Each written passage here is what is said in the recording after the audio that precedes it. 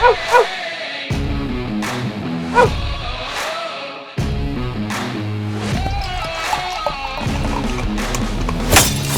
to another edition of the Dogger Pass podcast. This for UFC 312 from sunny Sydney, Australia. I'm back.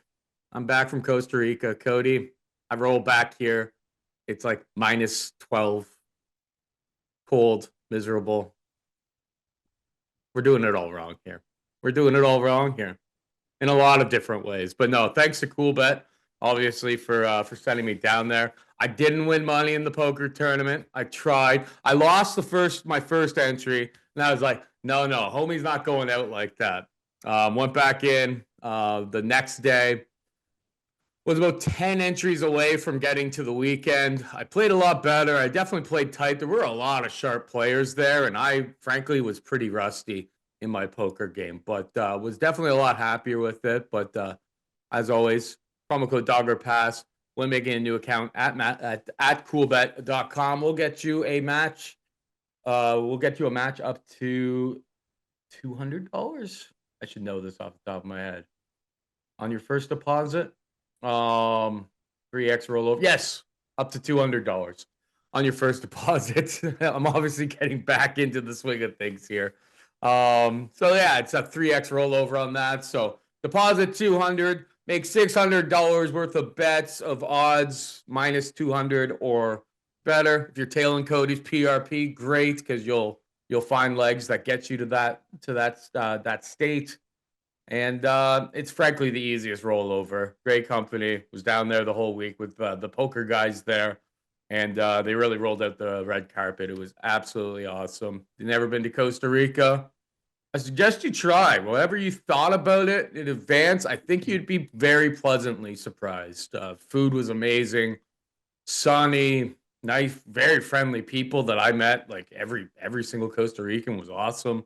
They were really happy that like I enjoyed their country. They took real pride in that. So, yeah, check it out. Costa Rica, good time. How are you doing? Yeah, sounds like Paul is on the advisory board for tourism for Costa the Canadian winter, which I've been stuck in the entire time you're away. But all the same, your poker game was trash. My picks last week were trash. From a like the Patreon standpoint for regional shows, we did good. From a standpoint of like prop bets, we did good. But we're here for the PRP, Paul. And last week, just not having it. Adesanya gets knocked out. It's not that nobody saw that coming. It was a tightly contested fight, but yeah, I don't think anybody saw him getting knocked out in that fashion early into the second round. And then beyond that side, Nurmagomedov wins the first round, ends up running out of gas and losing, and then Shara Magomedov never really got started. So picks last week, terrible. I felt like a bum. Looked at myself in the mirror, I looked like a bum. So I shaved my beard, new attitude. Let's get back to it. Actually, in terms of UFC picks, like let's not talk regional, UFC picks, the last two UFC events, top ticket is blown. We've never had 3 straight weeks of not hitting that top ticket. So I am very much committed to getting back to that. And then furthermore, hitting a second leg, hitting a third leg, hitting a fourth leg. Why not hit a PRP? 13 fights this week, a little bit tough. But of course, we're shooting for the fences. So let's go for it. All right, we got Dricus du Plessis taking on Sean Strickland in the main event. Dricus, a minus 200 favorite. Sean Strickland can be had at plus 167. Obviously, these guys fought in Toronto on the first time around. Very, very close fight.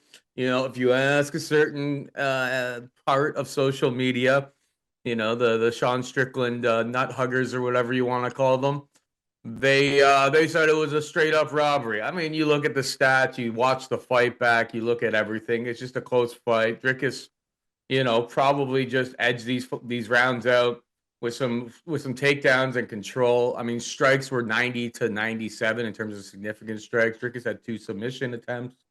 Or sorry, I'm looking at the wrong. It was 137 to 173. 6 takedowns for Dricus du Plessis. It was a close fight. It was a close fight. Anybody screaming robbery, I think you're absolutely insane. And frankly, I think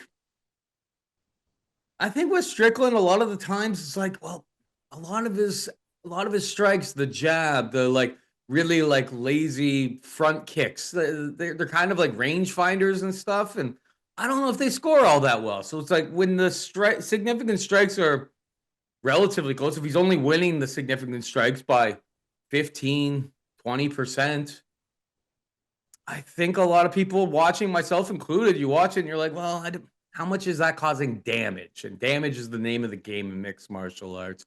Obviously, it's a little bit of a different odds that they're giving us this time. The champ has proven himself, and he's a little bit bigger of a favorite. Do I think there's really a big time mathematical edge on Dricus minus 200? No, not really. But he will be my pick. I expect him to win. I expect him to find success with the takedowns again. And Strickland just doesn't really have the power to shut the lights out. So I think there is a possibility where like Dricus just respects what Strickland brings to the table even less this time around and walks through those shots a little bit more. So and still for me, what about you? Yeah, honestly, it's a dog or pass situation for me, so I will be taking the dog, Sean Strickland, but it just really does come down to value. We've seen this fight before, and it's ultra close, it's ultra competitive. It's a split decision. People are crying robbery. They thought Sean Strickland won. Sean Strickland outlanded Dricus du Plessis in 4 of the 5 rounds. Yeah, he got taken down 6 times, but he outlanded him in 4 of the 5 rounds, and people at the end of it, even if it was coming down to that 5th round, that was Sean Strickland's best round, he wins the 5th, probably wins the fight. Judges disagree, split decision for Dricus. So you've seen this already, not that long ago. Very competitive, both guys having their moments, lots of volume. It's a split decision fight. You run this thing back, how is one guy a minus 205? It's the same fight for the most part. It's going to be close, it's going to be competitive. I like overs in this. I think it probably goes 5 rounds again, and it could be a close decision. It could be another split decision. And that's kind of the thing on Sean Strickland. Paul Shaughnessy nailed it 100%. The guy lands tons, but it's always rangefinder strikes. He's not sitting down on anything. So as a judge, it's like you may see him land 4, 5, 6 strikes. His opponent sits down on something. It might mean more to you. His last fight against Paulo Costa, he outstrikes Paulo Costa to the tune of 182-58. Sean wins the split decision. He outstruck Dricus du Plessis 173 to 137. He outstruck him. He loses the split decision. He's got a split decision loss to Jared Cannonier, in which he outstruck Jared Cannonier 152 to 141. He has a split decision win over Jack Hermanson, in which he outstruck Jack Hermanson. He's never been outstruck in any of these fights. He's always outlanding his opponents. And that's 5 split decisions right there. Even in this early portion of his career, he won a split decision over Tom Breeze, outstriking him 73 to 62, and he won a split decision over Luke Barnett, outstriking him 48 to 44.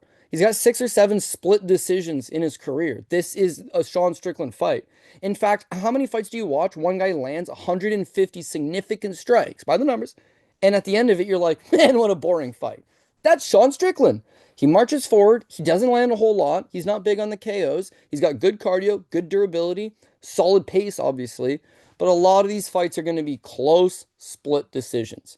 If Sean Strickland's a minus 205 favorite, you probably shouldn't bet it. The last time they fought, he was the big favorite, moderate size favorite. It's a close split decision, which he loses. Now, if you can get him for a good plus money, again, I'm expecting another closely contested, tough fight. You also mentioned the takedowns. It's worth noting, right? But Sean Strickland, no one's ever taken him down more than like 1 time. That's a lie. He did get taken down 3 times by. It's a while ago. You got to take it down Alex 6 times. Garcia back in 2016, right? So in the last 9 years, only one guy's managed more than one takedown on him, and that was Dricus. But you got to think all of his fights are the same. He comes forward, he throws these rinky-dink strikes, you back away, you try to counter. That's the fight, right? I don't think he was fully expecting the takedowns. Sean Strickland has good takedown defense, 77% overall in the UFC. But that camp, guys that were trained under Dan Henderson and Temecula before moving down to Vegas, Chris Curtis, much of the same, he can stuff a takedown. And I think this time he'd be ready for the takedown against Dricus. This guy doesn't want to stand with me. I can outland him in every single round. He's going to try to take me down and get some success there. Longer fights go, you see Dricus get tired. That's not an issue for Sean Strickland. And then Dricus' last fight, a win over Izzy Adesanya, a man that Sean's already beat himself, but he's likely gonna be down 3-1 going into the 5th round, and he ends up getting a takedown at the end of the 4th in a submission, wins the fight. But numerically, he's losing the fight. By the judges' scorecards, he's losing the fight, and then he gets the submission win. So if that's not on the table here against Sean Strickland, he could lose it. Again, if you're a guy that likes to chase these exotics by split decision, Sean's got 7 or 8 of them. The guy's got tons of split decisions. That's the kind of fight he's in. Why not bet that angle? But Yeah, in it's terms probably of the a best bet. straight up pick, to say that one guy's a 2-1 favorite over a guy that he just fought not that long ago, It was competitive. The other guy's always competitive to a certain extent. This thing plays out the same way. I don't have a great read on who wins as much as I'm taking Sean Strickland because of the value. But for a serious pick that you would feel better about, you're probably chasing the totals and the overs on this fight. Dricus is very hard to put away. Sean's very hard to put away. They've already fought for 25 minutes. They landed a combined 320 significant strikes on each other, and neither guy even looked like they were close to getting finished. So this one's probably much of the same. So attack the over. Dogger pass for me, so I got Sean Strickland. Yeah, I feel like any sort of finish is more likely coming from Dricus's side. I mean, Strickland just doesn't finish, man. There's just no outside of it, like unless his opponent's cardio just falls off an absolute, Yeah. just a complete train wreck, like an Abus Magomedov. And Abus was dominating round one and just cooked himself to the bone, and it was more of a death by a thousand cuts type of situation than like any sort of, clean knockout type of situation. I mean, when's the last time was it like Nordine Taleb? Is that the last time he's knocked somebody out like clean? Brendan Allen. I'd have to go back and maybe watch that second round against Brendan Allen. Maybe that was it. Either way, Strickland throws a lot of volume, but the pop isn't always there in the punches. The overs, fight ends by split decision. Those are the best bets. In my opinion, and it sounds like in your opinion as well. Co-main event, we got the strawweight championship we got Zhang Weili taking on Tatiana Suarez. Zhang Weili is a minus 102 underdog. It's this market keeps moving, man. Tatiana Suarez can be at for minus 115 at coolbet.com. Promo code DOP. I'm surprised by this, bro, because like a few weeks ago I was looking at it, it's like Tatiana, my girl. Full disclosure, big fan, she follows me on Twitter. I think because like I was one of her most vocal fans back in the day when I used to be a lot more vocal, I suppose, on social media. You're 7-0 on Suarez bets too, Paul. I know. I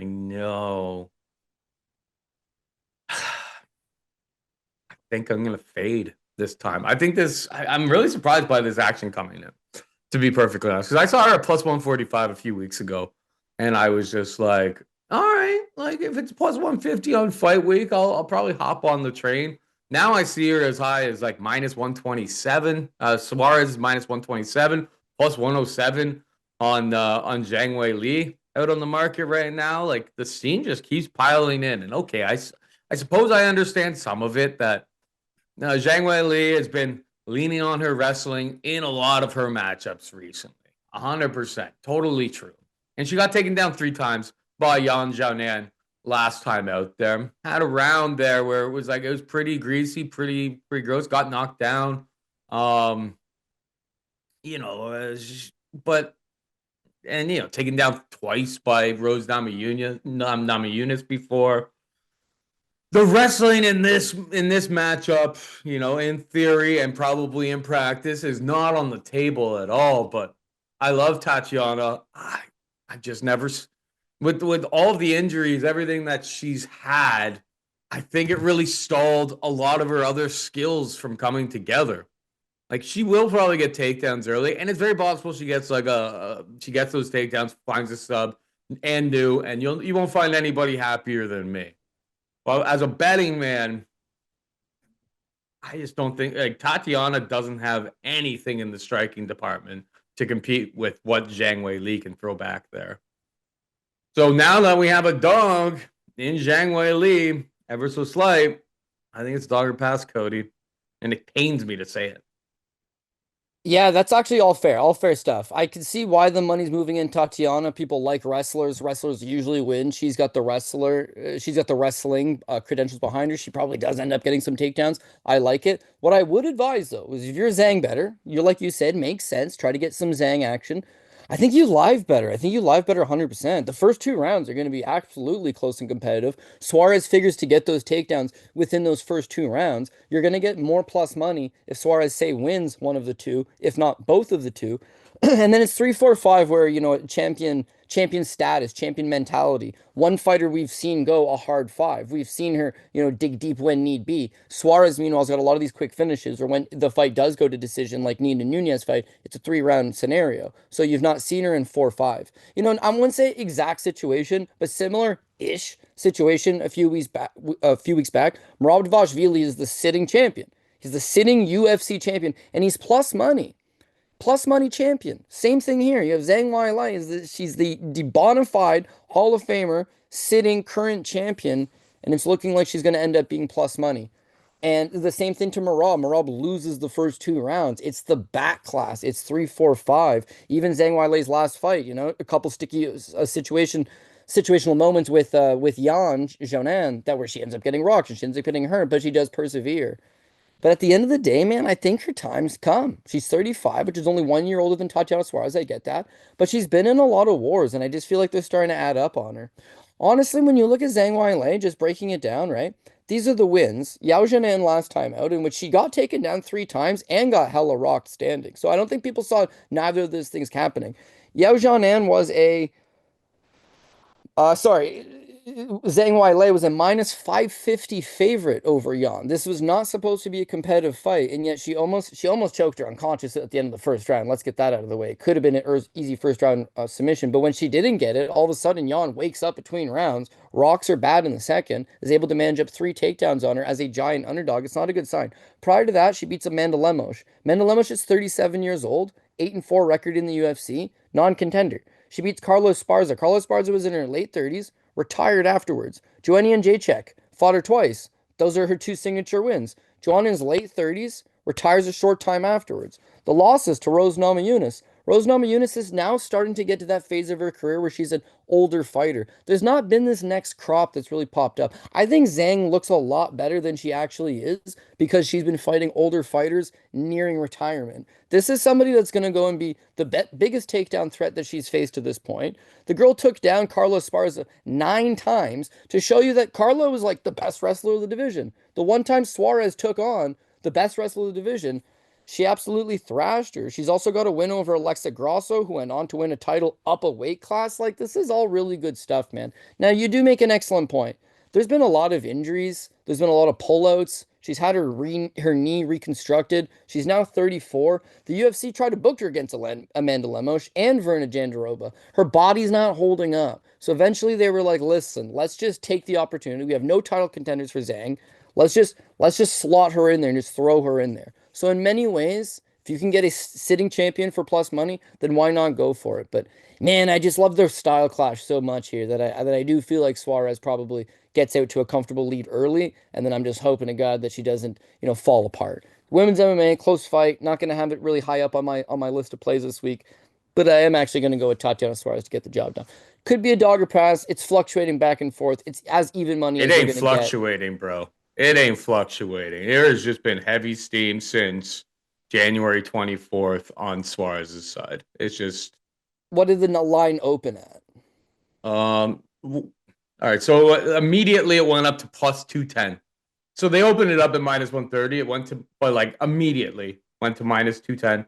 Then got bounced down to 125, and then it hung out from December 13th to January 11th. It hung out at plus 145 on Tatiana Suarez, and then in the past week, she went from So the past like 10 days, she went from plus 145 all the way down to like minus 127 now. So people really like her out there, and I love her. But I'm going to pick a couple holes in a couple of your spots there. Since she came back from that injury, I mean, the Nina Nunez fight was not a great performance by any stretch of the imagination. Yeah. She still won, but that was her 6 years ago. Yeah. Okay. And then the Montana De La Rosa fight was like she didn't really throw anything, struggled to get takedowns. That was a super, super rough one. That was coming off of, the massive layoff. Andrade never really got her hands going against Tatiana and got submitted in round 3, but like pretty low volume fight. I don't know. At plus 145, I loved Suarez. As she becomes the favorite now. That's Definitely, fair. it's probably a pass for me because do I really want to cheer against? Do I really want to cheer against my bet? I don't know. I am a man who's trying to make money here. We'll see where the line ends by the end of the week, but I mean, if this, Live bet Zhang if you're a Zhang better. If you're a Suarez better, I think you take it right now. And it's another fight I actually do like the overs. Not necessarily fight goes the entire distance, but wrestling's going to slow this thing down to a grind. And they're both world-class athletes, world-class competitors. I see another women's MMA over on this one as well in terms of totals. yeah. All right, we got Talisson Teixeira taking on Justin Tafa minus 139 for the LFA standout.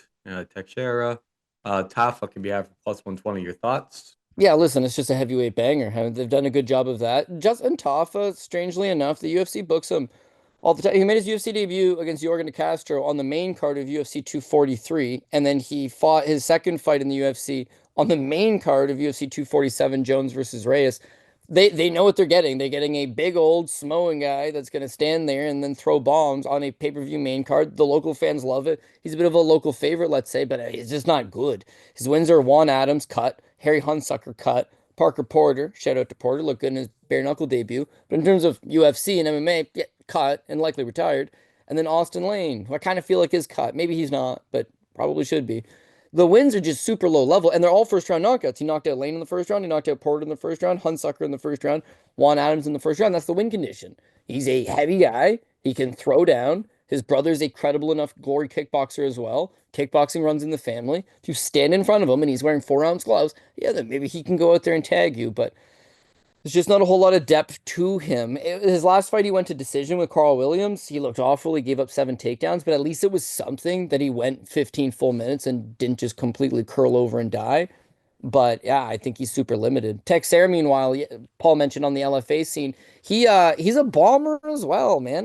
He's 6'7" with an 83-inch reach. He's So huge. if you stand in front of him, there's a good chance that you're going to go to sleep as well. And that's what the UFC is doing an excellent job of. On one hand, you could say, well, Tafa has trained with these tall, lanky guys before, and he might be able to counter a jab with some type of overhand over the top or something like that. But I honestly just feel like Talisson's the younger guy, the faster guy, the bigger guy, hits a lot harder. His fight with on the Contender Series with Arthur Lopez, he just puts a whole bunch of offense on him as well. Would I be surprised if he got knocked out? No, it's that kind of fight. But give me the bigger, younger, faster, longer guy who I just think is a slightly more polished kickboxer all around to go out there and get the job done. But this one's got greasy heavyweight smash all over it. And whereas love me overs, yeah, I don't love the over on this one. I mean, both guys could go. One guy's in Tafa, a lot of first round finishes. One guy in Teixeira, a lot of first round finishes. They're probably going to be chasing for a $50,000 bonus on a pay-per-view main card. So betting wise, it could get real greasy. But I will take Talisson Teixeira. Kody, we haven't played this game in a long time. Now, the only bet that I've actually made in advance, because I've been following Talisson Teixeira like on the regional scene leading up to this fight, I bet him on a couple cards because like one of my books had like an off price, so it's like he was added to parlays and watched him. I was like, one, the guy's an absolute giant. Two, he's only 25, which is an absolute baby at heavyweight. So like maybe he gets his. It's very possible he gets his head knocked off, but you know, Lots of room to grow. 25 years old at heavyweight, it's just like, yeah, what? It's 2 years from now, that could mean absolutely nothing. He's got the intangibles. We'll see if they can build him into something. But let's go through the wins that Tafa has on his career. We got Austin Lane. I guess he's not cut, but like a pretty low level opponent. Parker Porter, much better than BKB, which over on the Discord and the Patreon we've been breaking down. He ate our lunch against Chase Gormley this past weekend. So the rest of the picks actually came through on that card. Links in the description if you're interested in getting more stuff from us. He fought Harry Hunsucker, got his first round knockout kick there. And as we always say on this show, you can't sell Hunsucker, or you can't spell Hunsucker without suck. Guy's one of the worst heavyweights of all time. And Juan Adams. Those are his 4 wins in the UFC. Bottom of the barrel. People forget he got outstruck 121-74 against Jared Vanderaa. Yeah, The guy also used to cut. who also used to scream to the world, about how ugly he was. Jared Vanderbilt attempted and had 0 takedowns in this fight. So now you give a guy like I just think Tafa's not very good. I don't really think either one of the Tafa brothers are all that good. Heavyweight be heavyweight, guys can get their heads knocked off. Don't get me wrong, but it's like I see two strikers. I see one guy who's super, super tall and is going to have a 9-inch reach advantage and uses, long jab, long strikes. Big cage too, pay-per-view, arena, big cage, not Apex. So I think that'll help I them. think it's Talisson all day. I mean, that's the only bet I made so far. So we'll find out on Saturday night. But we got Rodolfo Bellato taking on Jim the Brute Crute. Minus 161 for Bellato. Crute can be at plus 135. Your thoughts? I dig Jimmy Crute, man, but honestly, it's a shot in the dark because you don't know where his head's at. And Jimmy Crute's head's on straight. Man, this guy's got a lot of talent. Still young, lots of talent.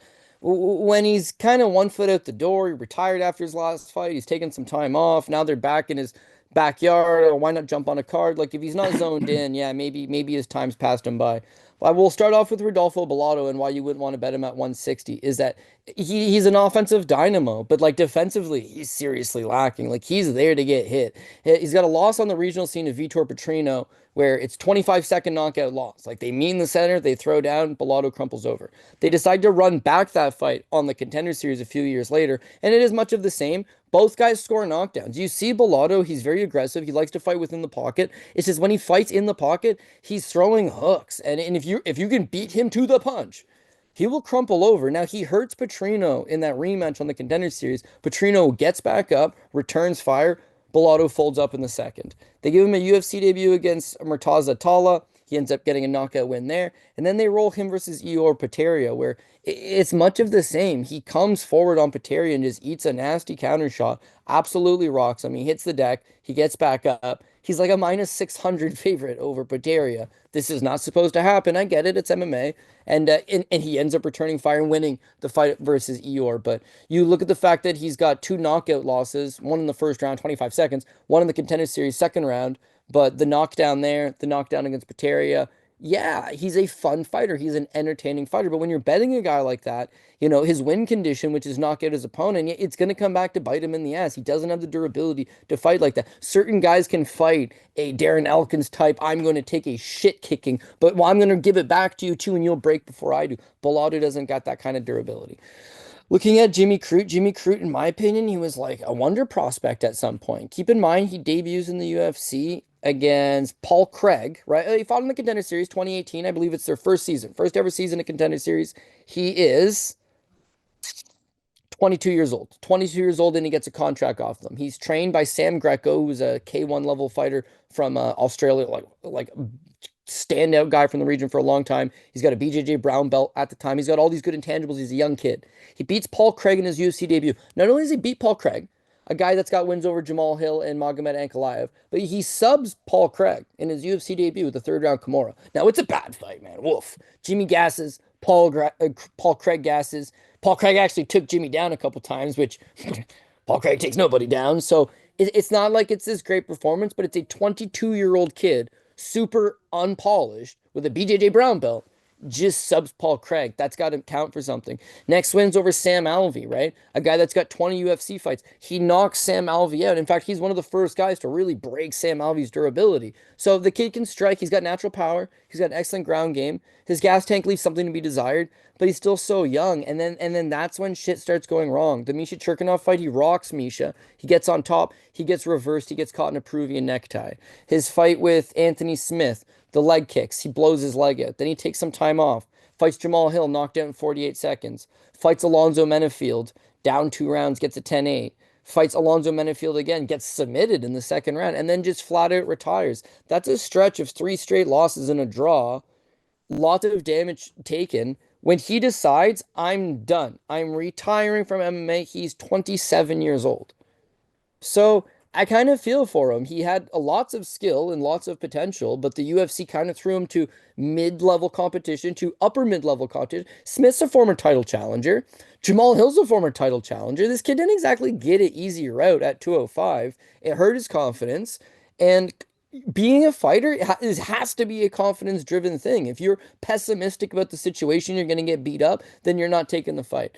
So he decides to retire. Give this guy some time off, goes back home, he licks his wounds, he starts training, the fire ignites, he wants to get back in there again. Then he presents lots of problems for Bellato. I think he's better on the ground. If he can get a takedown here, I think he'll do a lot of damage. Even though his cardio is mid, I don't think Bellato's cardio is really anything to write home about. And he's got more than enough power to sit Bellato down on his ass. It's the fact that he hasn't fought in a little bit. He is coming off a fight where he physically retired and put his gloves in the middle of the ring afterwards. You don't know where his head at is at. You're getting plus money on him. But skill wise, I think he's a better guy. I think he's a better guy that may have been able to improve on that. It's just Bellato's the kind of guy that if you maybe I want to do this, ooh, you're going to figure out real quick if you want to do this or not because he's going to get right in your face and fight you within the pocket, and it's going to happen almost immediately. But if Crute wants this, he can duck under, get a takedown, do a lot of damage from top control, or he can intercept him coming in. I'll take Jimmy Crute because he's the underdog, but it's going to be a violent affair that likely doesn't hit overs as well. So give me Jimmy Crute. Believe it's plus 135, but in either instance, he's the underdog, and it's a plus money play for me. Yeah, for me, the best bet on the board in this fight is fight doesn't go to decision minus 220. Fair, yeah. I'll add that to some parlays and stuff this week. That'll be like one of my building blocks because I mean, you go through the like most of these guys' careers. Of course, Crute went to decision with Menafield. I'm sure that was probably a super juiced one. Got 6 takedowns, had plenty of opportunities to get him out of there. But it's like Bellato is kind of like a kill or be killed guy in a lot of his fights. I mean, Ior Pretoria knocked him down. Was looking pretty greasy, but Bellato just put on such a pace on him and got him out of there in round 2. Against Petrino, Vitor Petrino was able to kind of like, stop the takedowns and stuff like that against Petrino, but ate a big shot and got finished himself. Crute, you go through his entire history. It's like he either finishes or gets finished himself. So the over under 1.5 plus 118. I could see that. I don't know. I feel like less good about that. It's just like I don't know if it's going to get finished in the first 7.5 minutes. But if Bellato is able to push a pace, one of these guys is going to crumble. And we've seen Crute get really tired before in some of his fights. I don't. And there's obviously, as you brought up, the issues about where's his motivation. Hopefully, it's all the way back. The purposes of the show, I'll lean towards Jim Crute is, serious on the comeback tour here. But I think for a betting perspective, just give me the unders, whether it's under 2.5 or fight doesn't go to decision, which is minus 222. Fight doesn't go to decision at Cool Bet. What were you gonna say? Yeah, no, and I think that's the move too, because you mentioned Bellato would have to push a pace. Jimmy Crute's got suspect gas tank, but Bellato's coming in short notice. Crute was supposed to fight Marcin Prachnio, so Bellato knows limited gas tank. I'm just gonna get this thing done ASAP. And for Jimmy, that's actually kind of how he fights as well. So you're right about the unders. I don't like unders, but you're right. This one screams under all over it. But give me the guy with the full camp, and hopefully his passion's been reignited. Yeah, we got Jake Matthews taking on Francisco Prado. Matthews, the minus 204 favorite. Prado can be had for plus 170. Who do you like here? Yeah, this is one I could kind of see going either way, to be honest with you. I feel like I'm chasing that plus money on Prado, but I don't know if my reasoning is good enough for it. Jake Matthews, and Paul has said this literally since the beginning of time. When he's the favorite, there's just something that don't feel right about it. His skill set, although good, he largely fights to the level of his opponent. He's had the greasiest lineup of guys. He fought Deshaun Johnson, cut. Wagner Rocca, high level BJJ black belt, cut. Akbar Ariola head kicked him, but he didn't win the fight, but cut. Johnny Case cut, and then trouble him with the law afterwards. Bojan Vilkovic cut. Jingliang Li clinging to a job. Shinzo Anzai cut. Rostam Akman cut. Emil Weber Meek cut. Diego Sanchez cut. Andre Fiallo cut. Darius Flowers cut. Phil Rowe clinging onto a goddamn job. This is like a stretch of like 8 years in the UFC. He's got officially 13 UFC wins. And what's his best win? What's the best win on his record? Don't tell me Phil Rowe. Diego Sanchez? Why? Because he won Ultimate Fighter 1. By the time Jake Matthews fought him, he won the Nightmare. Oh, shit. What else has he got? Nothing. It's like they like the kid. They utilize him every time they go down under. He's a good looking, entertaining fighter. But outside of that, it's like I just haven't really seen the growth.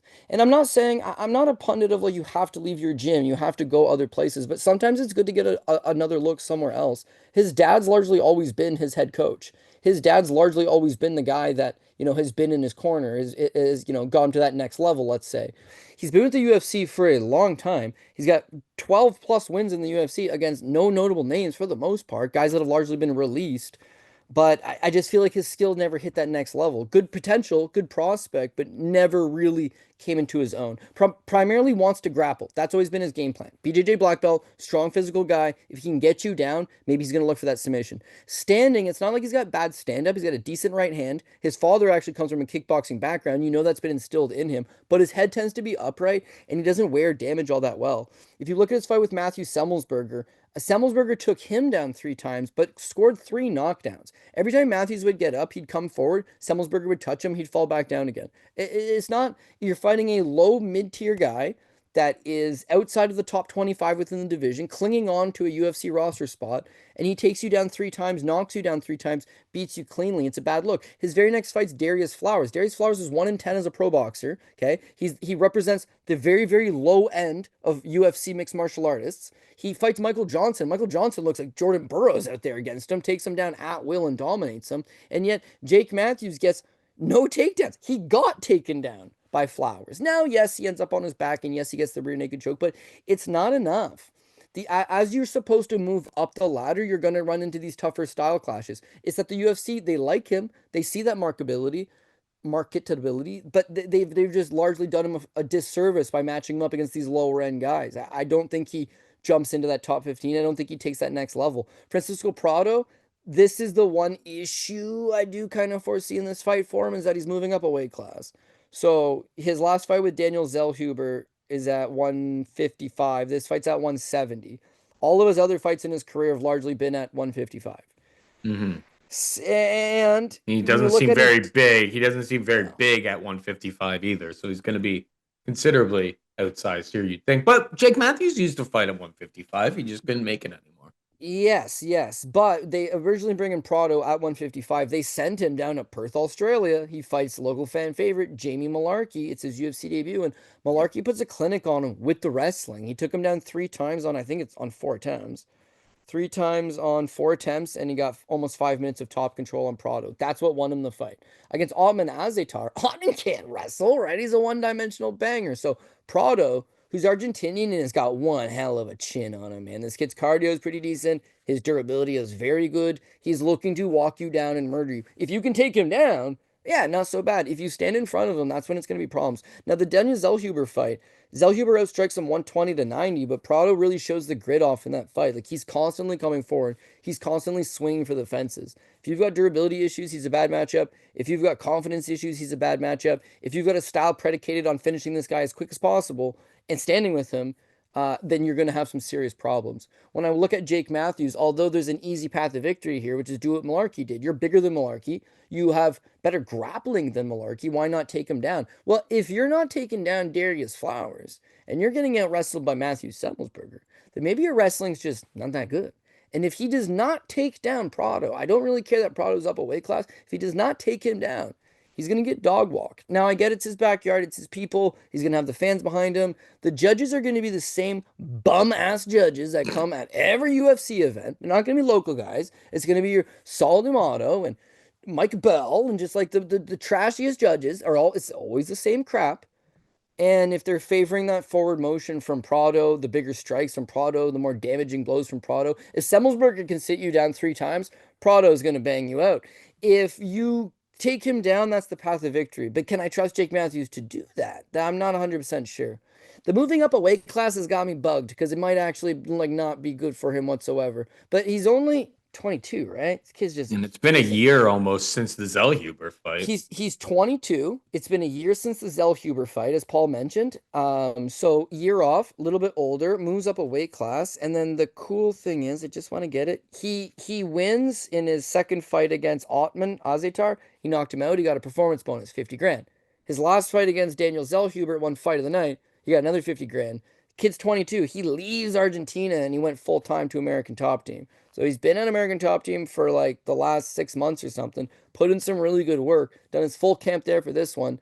Yeah, it's entirely possible that he's still only 22, that his body's physically filled up. His new nutritionist, his new weight cutting coach, his new team around him have said, go up, you're going to be a beast. He trains with guys better than Jake Matthews at 170 pounds in the gym all of the time, and he's going to come out here and put a beating on him. Who knows? Who knows? But because he's plus money, I'm willing to take that shot and find out. So I will take Prado, but again, you can see this one not going your way. You're betting a lot of theory here more than actuality.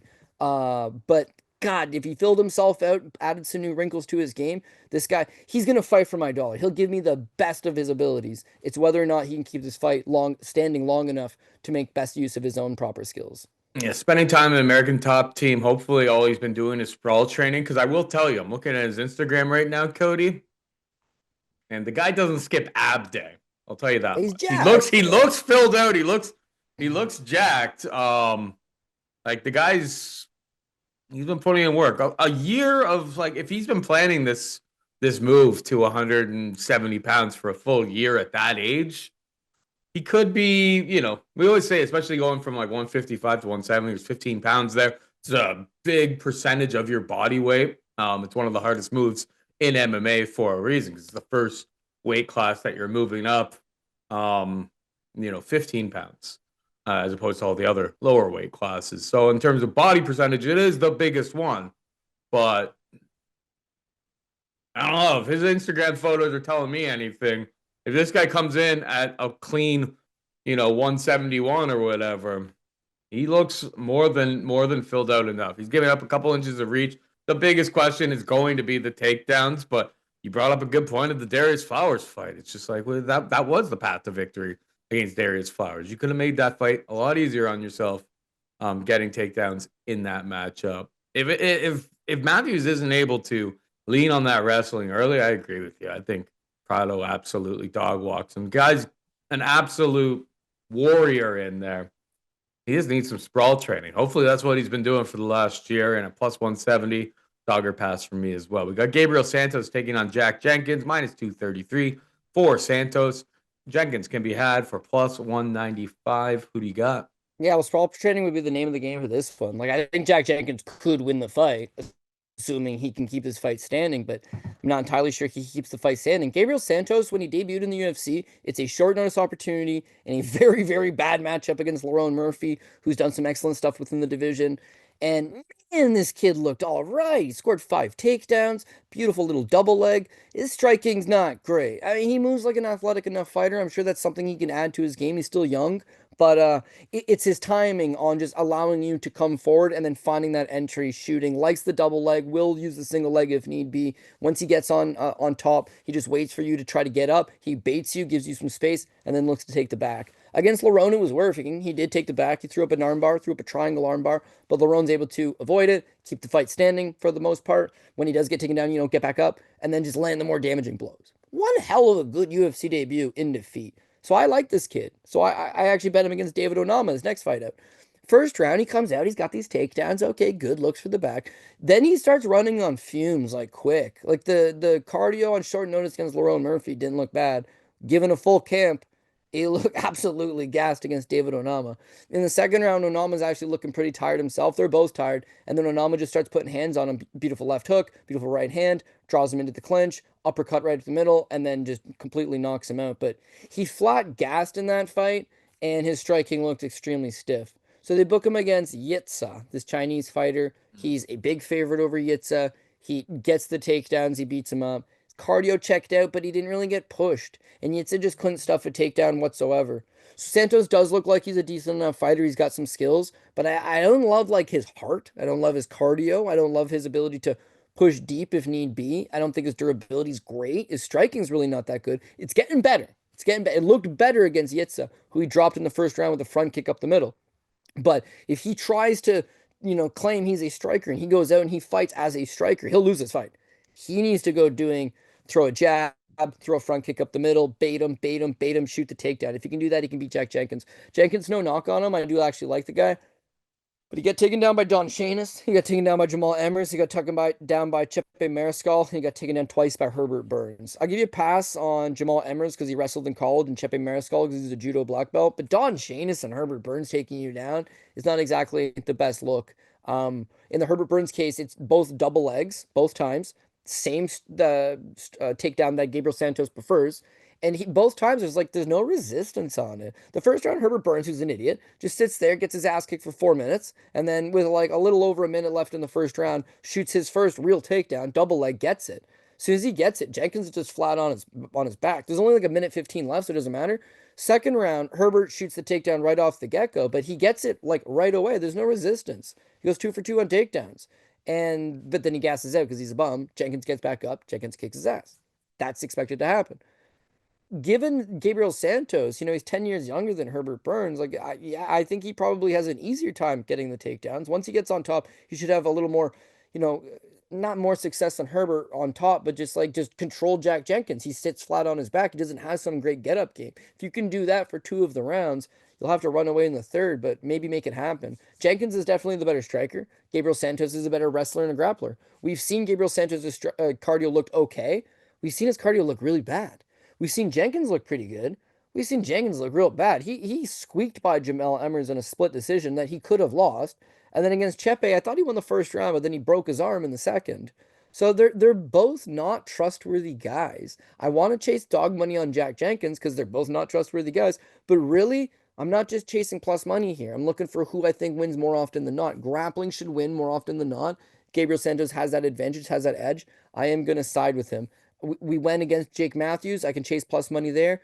Uh, I got $200. Sean Strickland, total value there that you can chase. I'm not looking to force it for no reason. So Jack Jenkins, I can totally see him winning this fight, but it's not enough for me to take that plus money. I'll take Gabriel Santos to ground him for 2 of the 3 rounds and get by with the decision. Another spot, if you're a split decision guy, this is probably your spot. You got Gabriel Santos is going to look for grappling and trying to neutralize time off the clock. He's in Jenkins' territory. Crowd's going to be hot for Jenkins. Jenkins is going to land the bigger shots. Jenkins might be getting out grappled for 4 minutes of the round, but he might land better shots in that 1 minute. It's probably going to be a greasy decision, to be honest with you. Could go split Jenkins, could go split Santos. Who knows? It's in Jenkins' backyard. Who knows? But again, if you're just looking for crazy, water fights could be split. You're looking to bet splits. This one probably is going to be closely contested and could go either way, in my opinion. I'm going to be looking for the Santos by submission props plus 500 at Cool Bet. I mean, Jenkins has been subbed twice. He brought up all the good points of people who are far less grapplers than Gabriel Santos have managed to take down. I mean, Herb got him down twice, but like I suppose Herb wasn't able to find the submission, but Herb also gasses in the first. Like if you like being able to finish him like right at the beginning of round 3 is a little bit more of a question mark, considering like Herb was like done like after round 1 in that fight in terms of his gas tank and kind of just hung around for an extra little bit. I know it was a verbal sub for the Mariscal fight with the broken arm, but the previous 2 losses that Jack Jenkins has had on his career, rear naked choke against Sang Won Kim back in 2018, and Jose Medina got an armbar against him in 2017. Those are a long time ago, don't get me wrong, but I think Santos is probably a step up in the grappling department from anybody he's faced in a long time. So plus 500, a cool bet. Don't hate that. That's probably how I'm going to attack this fight. I know you like your overs and stuff, but you know me. I have bloodlust. I'm always looking for violence. We got Borshchev taking on Tom Nolan minus 135 for Borshchev plus 115 for the local Aussie. Another fight that's like don't love the overs. Yeah, I don't necessarily. Yeah, no. I mean, both of these guys, I feel like the path to victory, the way to beat them, is to take them down. But both of them kind of shown that they just want to stand up and swing it out. Yeah, it's one of those things that's just like I think it's probably a pretty properly priced fight at minus 130, minus 133 plus 115. Because It's gonna be a stand up bang fest. And Borshchev, who's the trainer, the teacher for striking at Team Alpha Male. Whenever he's in these spots against guys that aren't a threat to take him down, he gives a pretty good account for himself. Puts up a lot of volume. His durability is very solid. I'll side ever so slightly with Borshchev here. Slavoclaws, but it could be. Yeah, I wouldn't be shocked either way. But give me Borshchev, who, if he's not getting taken down, usually does pretty well for himself in there.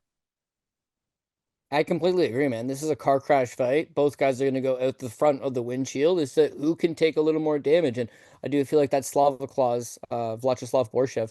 Yeah, when he loses, Paul mentioned this. It's only guys that are not only willing to take him down, but then either have to do it a ton of times or have great ground games. Mark D. Casey took him down 11 times. I mean, he got up 10 times, but D. Casey just kept taking him down. Mike Davis, 9 takedowns. Nazim Sadikov, 4 takedowns. Chase Hooper, he only really needed the one, and then he smoked him. He had a knockdown in the mix as well. Main thing being is that these excellent grapplers, as Paul's alluding to, they just want to take the guy down. If you stand with him, he doesn't move his head. He's a sitting target. He's there to get hit, but he is going to return fire. He's got excellent hooks in tight. He loves to work the body. He likes to work levels. He'll go leg kick, body kick, head kick. Everything is mostly a hook. It doesn't have that great of a jab on him, but it's like he's throwing power. Not only is there volume, but there's a ton of power behind it.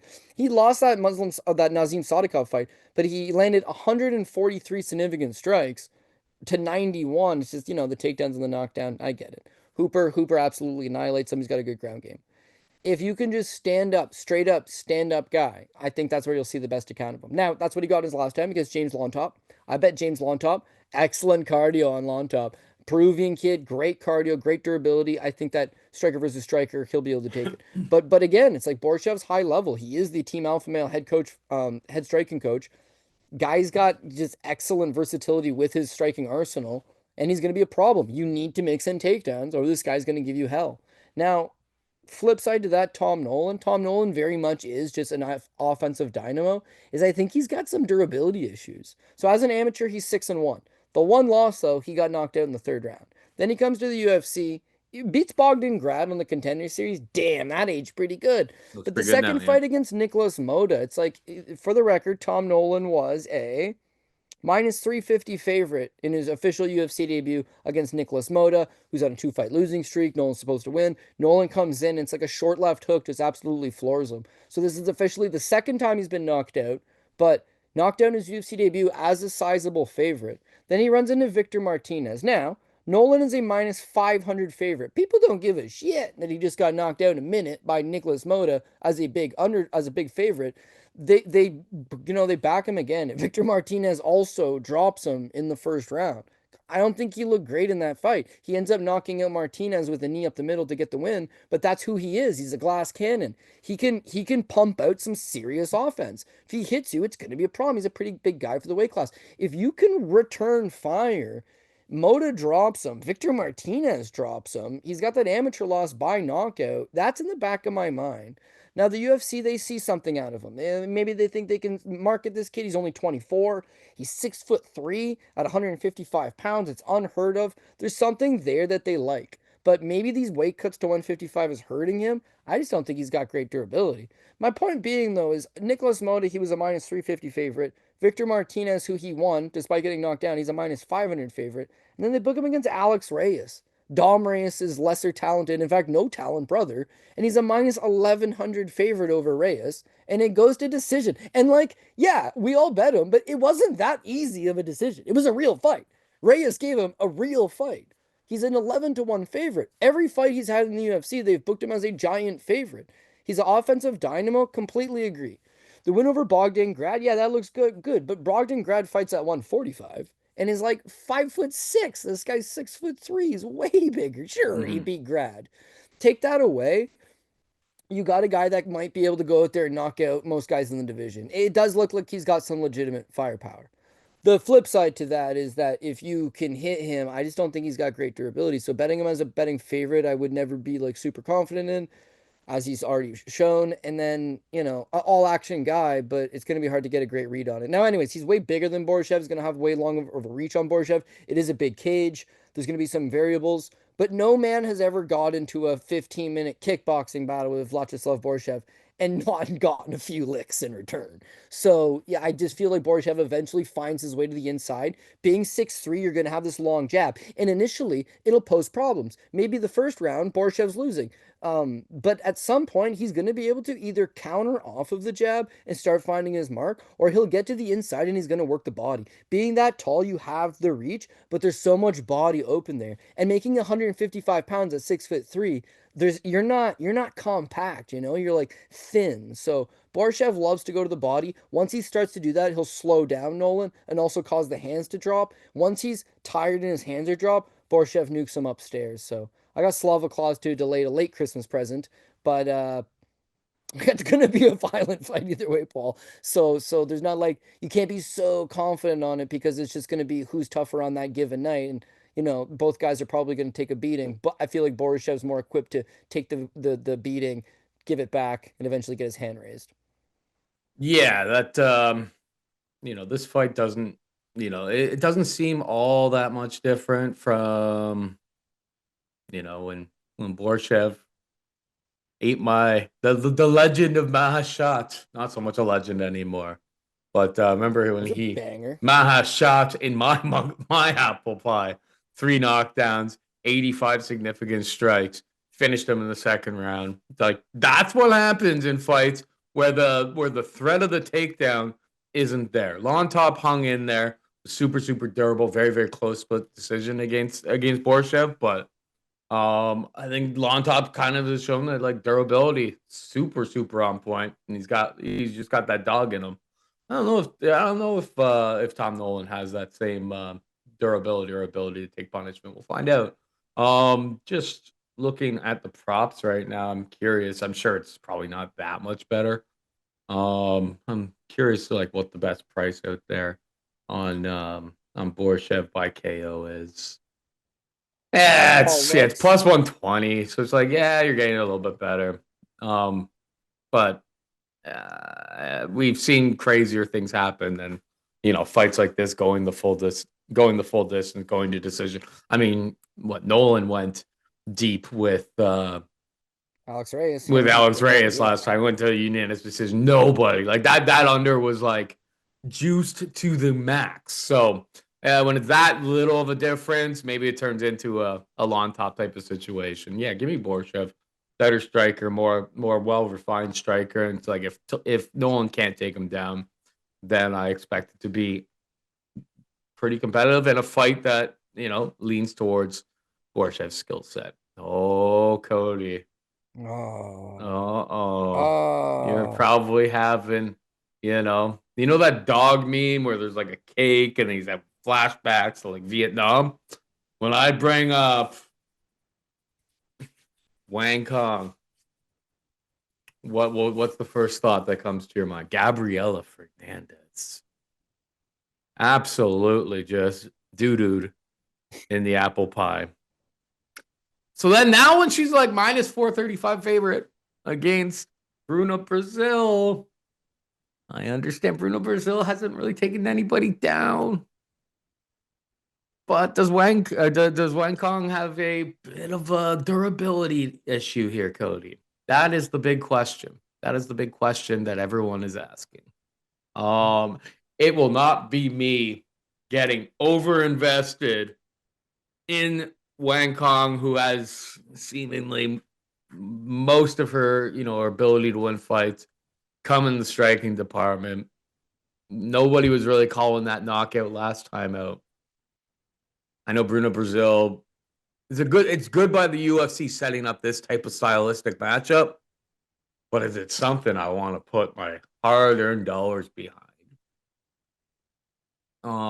It's a pass for me. I'll pick Wang Kong because I really don't rate Bruno Brazil all that much, but I'm not getting bit by this WMMA chuck, bro. Won't be me. Yeah, listen, if you look at WMA as a whole, it's like, what's the biggest upset ever? It's like, oh, Maria Agapova. It's like, why was it lying like that? I don't know. It was MMA. On this Wang Kong fight, it's like she's 11 to 1 favorite. And that one was really the perfect trifecta. So she gets absolutely decimated with a kick to the face and then gets rear naked choked. So she almost got knocked out and but did get choked out. Not a great look. Obviously, she's known because she's a former stand-up kickboxer, as a win over Valentina Shevchenko, fought Tiffany Van Soos to a competitive draw. The girl's got great kickboxing. It's, everything else. And so to see her get physically dropped that bad in a striking exchange, to get choked out, sure, we expected the choke out. But if you're like your whole game is predicated on your elite level striking and you're getting dropped in fights or you're ending up on the ground and you can't defend yourself, like yeah, you're only gonna get so far. Now she's only 32. I feel like she does probably have a couple good years ahead of her, but why would you bet her as minus 430 given what happened last time? Now, I will admit, when I look at her opponent, Bruna Brazil, awful. She's not very good. But there does exist a world where she comes out here and secures takedowns and is able to win the fight. I just go back to her fight with Marich Man, where Marich Man took her down 3 times and outgrappled her. Kind of a bad look. Her fight with Denise Gomez, she got taken down 3 times, got KO'd. Fight with Shauna Bannon. Shauna Bannon outstruck her. So now we got somebody that's getting outstruck by Shauna Bannon. So we can go ahead and assume her striking is not very good, and her grappling is also not very good. Loma Lukume, small, undersized Thai fighter, grapples her. But it's that last fight with Molly McCann. So even though Molly McCann's really not good, I will admit, like Bruna's grappling looked a lot better in that fight. She went 3 for 3 on takedowns, got 5.5 minutes of top control, and outlanded Molly McCann. Like her skills are probably, still improving somewhat. It's just like to what extent. Against Wang Kong, her striking has gotten better, but she's not going to win this fight standing at all. I get it. Gabriel Fernandez just dropped her and got the sub. That's not going to happen in this situation. But could she just cleanly shoot a few takedowns and get the fight to the ground on her own? Yeah, I don't see why not. I don't think her submission game's that great. It's the can she get the fight to the ground, get a little bit of top control, and win rounds? Certainly possible. Wang Kong's going to be the pick for me. The minus 430 women's MMA, can't be on the top 2 lines. Can't be on the top 2 lines. Probably not on the top 3 lines. But she still is the play. All right. We got Alexandra Topuria taking on Colby. Sickness for the thickness. That's not actually his name. It's Get down with slick. the thickness. Get down with the thickness, or the what is it? I think it's The slickness. Or slickness. That is his name. that Yeah. is a good It sounds nickname. stupid. No, is it? The slickness, Topuria thickness. minus 435, thickness plus 315. Who you What about got? the quickness? Wouldn't that have been better? I don't know. Who am I to say? You got. I think you go get down with the. You know that song? Get No. down with the thickness. Yeah. Yeah. Get Yeah. Yeah. down Yeah. with the. That should be Come your. on, come on, get down with the thickness. Colby Get thickness down gonna with the drop you, sickness get his ass or kicked. sickness for the thickness. I don't know. There's if he wins this fight against Topuria, it'll put him on a whole new level. But stepping up and in against the champion's brother is on short notice. I know he's Volk's boy. 7-0 on the Australian regional scene, but is it too much too soon? How do you feel about these odds here? They do seem a little bit wide for somebody who's 7-0, but what are your thoughts? I don't know. It doesn't seem that wide. To be honest with you, it doesn't seem that wide considering Wang Kong's minus 430 favorite. There's actually better value on Topuria. But yeah, it's a big shot in the dark. Like, just because you're related to somebody doesn't mean you have their skill set, doesn't mean you have their grit or their determination or their athleticism. And we see it time and time again that there's siblings that fight all the time. One's usually real good, the other one's usually not. But in some cases, they're both okay. Shogun and his brother Ninja. Ninja was all right. The Nogueira brothers, Antonio and Rogerio, they were both good. Fedor, the greatest all time. Alex Emelianenko, prior to him starting to rape people all the time and going to jail, the guy was a good fighter. You can't take that away from him. So, yeah, maybe Alexander's good. But I will say, we sit on this show every week, Paul, and shit on guys that can crush and record pad. I don't think it's warranted. People are shitting on him for can crushing and taking his brother's name to get to the UFC. Like, nah, I don't really see it. He's retires in 2015. He lost a fight to Ivo Ivanov in 2015 and then takes 6 years off. Now, he didn't just sit on the sidelines for 6 years. He's worked on his jiu-jitsu, he's worked on his wrestling, he's worked on various aspects of martial arts technique. He just hasn't fought. So you come 6 years later, you're fighting 6 years later, they book you against a 7 and 18. Well, trust me, that's pretty fair. In fact, the 7 and 18 guy's got 25 fights. Topuria's got three and hasn't fought in 6 years. That's not the easiest walk in the park fight. He knocks the guy in the first round. Then they give him a 1 and 9. Yeah, okay, I get it. He's effectively had one fight in the last 6 years, so he wants a couple tune-ups. He takes his tune-up and he knocks him out in the first round. Okay, great. The 3-1 Johan Segas. I booked Johan Segas for a fight one time. It didn't materialize. His punk got hurt, but Segas is a decent striker. He's 3-1. He's got a winning record. He's a good striker. He's out of a decent team, out of Marseille fight team over in France. And Topuria goes out there and takes him out as well. Is he in the UFC because of his last name? Yeah, entirely. But could this guy have not just taken a decent fight or two and got onto the contender series on his own merit? Likely. I think he's got solid grappling. His cardio, I don't think he's got great cardio. Again, a lot of it is he's just using so much strength, but it's hard to get a read. Like, what can you see? What relevant footage is there over the last number of years? So you're going in there with the assumption of, his brother's the reigning champion and looking like a bad dude. Maybe the And I best feel fighter in the world current. potentially you can't say pound for pound because you'd have to see him go up a weight class, but like he's got all the intangibles. And his fight, his last time out, it's like this is the toughest fight he's gonna get against Max Holloway. He's just so cool and calm. He's got a great chin. He's got natural power. It's entirely possible that his brother doesn't have those things. It also is entirely possible that he's got a modicum of what Ilya's got, and that's more than enough to go out here and wreck shop. He's supposed to take on Cody Haddon, who's a Contender Series veteran, who really isn't bad, stands in front of you a little too long, pretty much a primitive, boxer. Would have been a fun fight. Haddon pulls out, Colby Thicknesse jumps in because they need a local guy on short notice that's willing to take on a bit of a weird fight against a guy that could be really good, could be mediocre, yet to be seen. Hopefully he's not a Herbert Burns to the Gilbert Burns. Hopefully he's not a Jason Guida to the Clay Guida. Hopefully he's not a Dan Miller to the Jim Miller. We've seen it a million times, Paul. But as far as a first fight in the UFC, I think he should be fine. And there's no disrespect to Colby Thicknesse. It's just, again, if you're a local guy, training partners are on the card, training hard every day, 25 years old, 7 pro fights, and the UFC calls and says, do you want to fight any guy in the roster? You say yes. They always say yes. He's saying yes. Looking at his record, he's fought that similar level of salty level opponent that Topuria has. It just, to me, doesn't seem like he's going to have that physicality. So expect Topuria to land some power shots standing and then eventually just get the takedown, settle up on top control, win a couple rounds. I'd really like to see him finish this thing sooner rather than later so that we can risk him just gassing out. I do feel like that is on the table, that he's going to tire the longer this thing goes. So live betting opportunity for Colby Thicknesse. If you're backing Thicknesse, bet him after the first. But as far as I'm concerned, yeah, I think Topuria probably rolls him up here, gets a couple wins in the UFC, and then we'll be able to get a better read of at what levels he actually at. Yeah. Is he Brent Gretzky or is he Glenn Gretzky?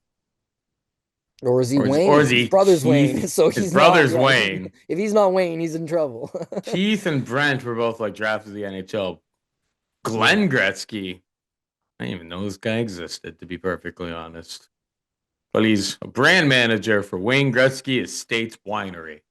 Probably making mucho the bucks for being the reliable brother.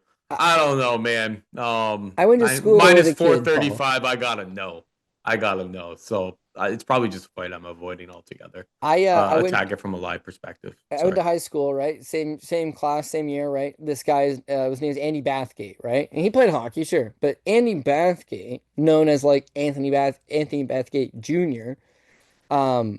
Bathgate's dad or his grandfather, sorry, Andy Bathgate Sr. is like his numbers retired for the New York Rangers. He's like a Hall of Fame hockey player. Andy Bathgate's numbers up whenever you go to Madison Square Gardens for the Rangers.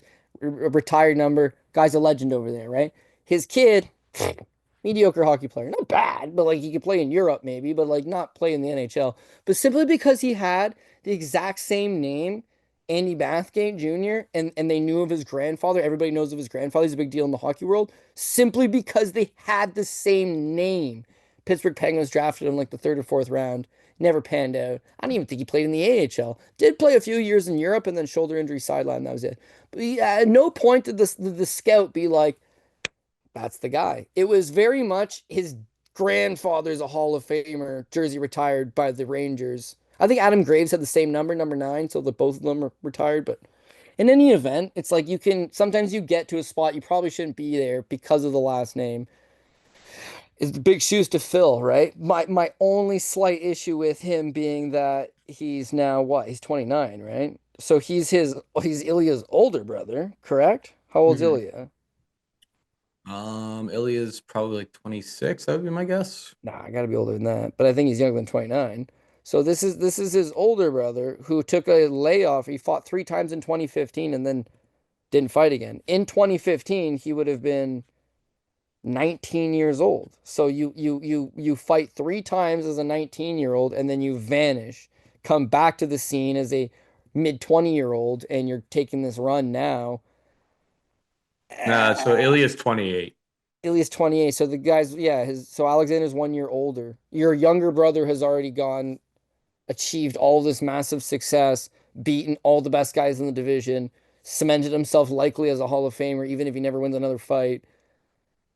And you're older than him and you just kind of toiled away for 6 years. So I listen, it doesn't change nothing. I think he's the pick, but there's not enough meat on the bone to be like, he's gonna win. The value's not there. The value's not there. It's way too much narrative. The guy should be good. The guy could be good. He looks good getting off the bus. Yeah, his brother's a multi-millionaire. He's probably helping fund this mega camp, and you're getting really good, plenty of good looks in and all this. But Colby Thicknesse, and he's in a large room full of guys that all want to make it, and he's getting quality work himself. So plus he's at home. So if this thing's close and you gas in the third, and he can keep it tight, and all of a sudden Colby Thicknesse makes things a lot more difficult than need be. So. I do have Topuria, but it's like at what level of trust can you have for them this week? It's a little bit tough to really lock that in. Yeah, they weren't really set. I mean, fair being fair, it's like they weren't really setting up Topuria for like an easy one. That What he had had gets is tough. Yeah, Yeah, that's a tough matchup. He had a I good fight on agree. Contender Series, and then like he looked very, very solid. Was able to like stop takedowns against Dan Arguello, who's a very solid, you know, lower gatekeeper type of Yep. wrestler at this level. Um, so like they were setting him up for like a pretty challenging fight out of the gate. It's not like they're like rolling out the red carpet for Aleksandre Topuria here. They were definitely making Ilya's brother have to work for it to hang out at this level. Um, so yeah, we'll find out. I don't know. I with the lack of experience and lack of tape, I feel like if his name wasn't Topuria, what are the odds? That would be my biggest question about this fight. I don't really know, but seems a little bit juiced for my liking. It's probably a pass, but a fight that I'm very interested in from a live betting perspective. We got Cody Steele taking on Zhu Rong, minus 208 for Steele, plus 175 for Zhu Rong. Who you got here? Yeah, so this is one of those picks that Cody Steele could be on the top ticket, and not like this is the easiest win of the whole card, as much as the minus 210 is real good value. I need that kind of guy at the top that I think is going to win, but also not minus 450 or something stupid of that nature. Cody Steele, I believe, is that guy. So Cody Steele is known for his BJJ, high level BJJ black belt, tons of competition experience. Guy wrestled, guy's rugged, guy's got excellent grappling, and you look over his grappling record. It dates back a while, man, all the way back to 2019, right? And as of that, he's got a win over Nathan Orchard, who's a 10th Planet guy under Eddie Bravo, who like invented a pile of moves, sorry. He beat Jonathan Gracie of the Gracie family. He went against Lucas the Hulk Barbosa.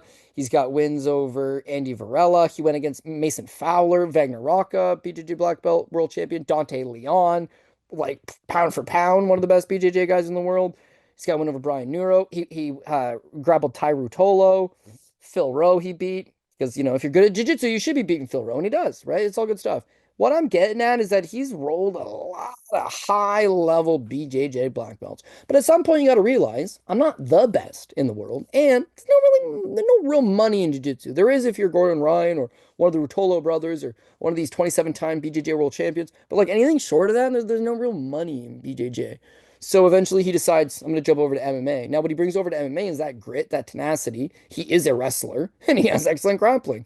And he's just made it extremely good for him, like make it work extremely well. even though he has such a, advanced grappling game, is that he wants to strike. He wants to stand and bang. He wants to hurt you. You fall to the floor, then he's going to jump on you and put it on you. He's got some decent wins. Nico Echeverry, 25 veteran, not a terrible win. His last two won, Chase and Blair, college wrestler, dropped him with a body shot. Alejandro Martinez, another 25 veteran, drops him in the third round. Cardio solid, consummate professional. They like this kid. They want to bring him on the contender series against that Komeli Otani. Otani pulled out of the fight. They paid him his show money and his win money, and brought him back 3 weeks later against Chase and Blair, where he drops him in the second round. Dana gives him his contract. This guy's kind of at that point because he's not super young, right? He's 29 years old and he's making his UFC debut, but he's not 29. I toiled away on the regional scene fighting low-level competition. Like, he's got real good, solid grappling, which is, again, is what we're looking for. Beyond it being one of these, well, his jiu-jitsu is good, but can he get the fight to the ground consistently? No, he comes from a wrestling background as well. Like, the guy can kind of do it all. Big, strong, physical, my kind of guy. Does he win a world title? No, probably not. A little bit old at this point. But can he break into the top 15? Maybe. Can he give guys in the top 15 a go? Yeah, I think so. I think there's a lot of good variables to him. Rong Zhu, he's actually what we talked about, exactly what Cody Steele is not, is what Rong Zhu is. He's spent his time toiling away on the regional scene, fighting absolute nobodies. Now, he comes from Enbo in China. Enbo in China is an orphanage. People in China that really can't afford their kid will drop it off at Enbo, and they will train you and feed you for free, and you live there for free. But they train you and you fight. You fight who they tell you and when they tell you. And they will pad up your record, and Rong Zhu's exactly that. When he made his official UFC debut against Rodrigo Varga in 2021, he had 23 professional fights at that point, and he was 21 years old. 21 with 23 fights, but largely against nobody. Some of them had decent looking records, but mostly favorable matchups. So he loses his debut to Rodrigo Vargas, Kazula. Paul, you don't bet on guys that lose to Kazula Vargas, but all the same, it's his UFC No. debut and he's young. He got 3 takedowns over Kazula, but once Kazula returned to his feet, his striking's really not all that good. His win over Brandon Jenkins, not a bad win. Jenkins is a tough, scrappy guy, but Jenkins can't wrestle or grapple, and that's what Rong Zhu does. He gets 6 takedowns on him. Furthermore, he missed weight. He came in at 158 pounds for a 155 fight. His next fight against Ignacio Bahamondes, he again misses weight, comes in at 160, 4 pound weight advantage over Ignacio, takes Ignacio down once, but then once Ignacio got up, he put a beating on him. So the UFC cuts him. He's still really young. He's got lots of experience, but when you see him fight, he's very inexperienced. They say, go back to the regional scene, build your way back up. We'll eventually have you back. He's done that. He jumped on road to the UFC despite already being a UFC veteran, wins road to the UFC, jumps back against Chris Padilla. He is a minus 250 favorite in his official UFC return, more matured, new skills, same shit. Striking's Same not old that guy. Yeah. good. Cardio falls apart. Durability's not good. He's not gonna, wins in exchange, loses in exchange, wins one again. It's like once the tide starts to go, a game falls apart. And I feel for him because he's still really young and he's got 30 plus pro fights at this point. It just looks like something's not clicking, and whether it's his training situation or he really doesn't want to fight, but he was dropped out of this orphanage and told he had to. There's something going on that just prevents him from getting to that real next level. Now, point being, his UFC fights, he tried to unsuccessfully tried to grapple Kazula Vargas, got 3 takedowns, lost the fight. Jenkins, he takes down 6 times. Ignacio, he only got one, but eventually fatigued. Chris Padilla, he couldn't take down. What's his path against Cody Steele? If he stands with him, I could see him getting a jab going and some low kicks and having some pockets of success, but Cody's eventually going to dog walk him and hurt him. If he shoots, he ain't getting him down. If Cody shoots, he's getting on top of him and smashing him, if not choking him out. So I'll watch the tape on this one 5 more times because my gut tells me this is a walk in the park. Cody Steele rocks him. But minus 210, obviously, there's not that many people that are agreeing. He's the 2-1 favorite, but it is a fight that's largely floating under the radar. But I just feel like we got the style clash, we got the athleticism, we've got. I would reckon that Cody Steele, who's very young in MMA experience, has not the same amount. One guy's got multiple fights in the UFC and has fought guys like who? Bahamondes, okay, all right. Brandon Jenkins, Bahamondes, Chris Padilla, better than Cody Steele, certainly. But then when you factor in the guys that Cody Steele's grappled and wrestled with, he's probably the more experienced guy as well. He's the older guy. He's more seasoned. He's physically stronger. I think even though Zhang Ru's missed weight twice, I feel like Cody Steele's more physical and a bigger guy. But it's a fist fight, Paul, and ultimately whatever is meant to be is going to happen come Saturday. So Cody Steele for me. Don't be surprised to see him high up this week. I do like him. I do think he gets the win, but it's his UFC debut, so you got to taper off expectations for some of these guys sometimes because bright lights, jitters. It's an arena. I flew to Australia. There's hot noise. There's sound. Did you read that thing about the paint in the arena last week? The No, dressing room that was paint. You didn't read about that? no. So, what's his name? Terrence McKinney. Terrence McKinney's like, yeah, man, the dressing room that they put us in was painted. It was freshly painted. And as we're in there, we start getting nausea, we start getting sick, can't breathe. He's like going out. He's like, Mike Davis was seriously affected by it. And the Brazilian kid that missed weight that ended up getting beat up by Bogdan Grad he ends up getting like sick from it. Then you think, oh, whatever, he's just saying that. But when you watch Mike Davis fight, did he not fight like he was sick? Did he not fight like completely dead? He pulled guard twice in the first round and was gassed out 3 minutes into the first. He said he was gassed out warming up in the back. Apparently, the arena staff came and started removing chunks of the roof or the ceiling that had been freshly painted to try to like get some more airflow and less of the paint in the room, get it out. Now, Terrence McKinney won his fight because it was a first round finish, but he was like, I was flat gassed after I won that thing because of the paint. The other two guys lost. And we had Faraz Ayam. I was like, yeah, Faraz Ayam looks so good, but that fight didn't really go down like I thought it would. Like Mike Davis looked way off. So to hear, not him, he didn't say the paint fucked me up. Somebody else is saying I was in that room with him and it fucked us up. I completely believe it. And I'm not saying fight's fixed. I'm not saying the arena knew about it. I'm not saying changing the odds. I'm not saying any of that. I'm saying that's how little of a thing it takes to change the complete outcome of a sporting event. The room was painted a couple weeks earlier, and there's some paint fumes in there, and five guys in there didn't get sick, but three of them did. Little tiny things change everything. So you could be on the right side sometimes and still lose. It's just the nature of the beast. But, if things go the way they're supposed to, my boy Kody, Kody with a K. He's not really my boy, but my boy Kody Steele gets the win, so we're going to be rolling with him. All I know is that now that you mentioned this, I was on Mike Davis by sub plus 500, and I am chalking that up as a win due to Paintgate. They had it out for my boy.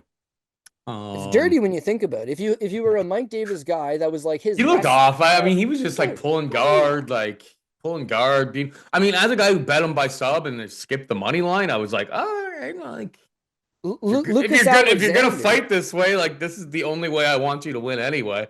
Avoided losing a bunch of money by taking the money line, which is like minus 150 or whatever. So I mean, I would have been more annoyed with how that fight played out if I had actually taken the money line. Lucas Alexander, you could make the excuse that he missed weight and that's why he gassed after the first round. But he was the other guy listed as being in the dressing room that got affected by it. And you Paint gate, see him in the it's real. first round, he looked really good in the first. Second, it was like he's done. Davis likened it to from breathing from a straw.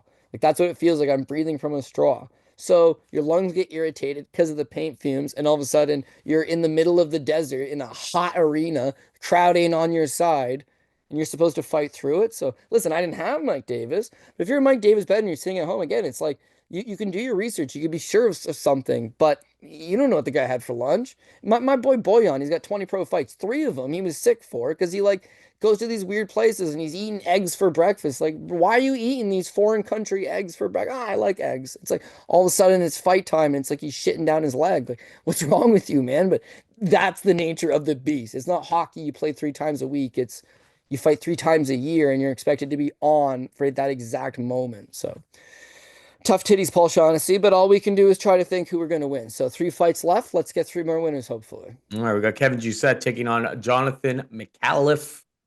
Doucette, a minus 222 favorite. McAuliffe can be had for plus 185. Went back and watched McAuliffe versus Adu.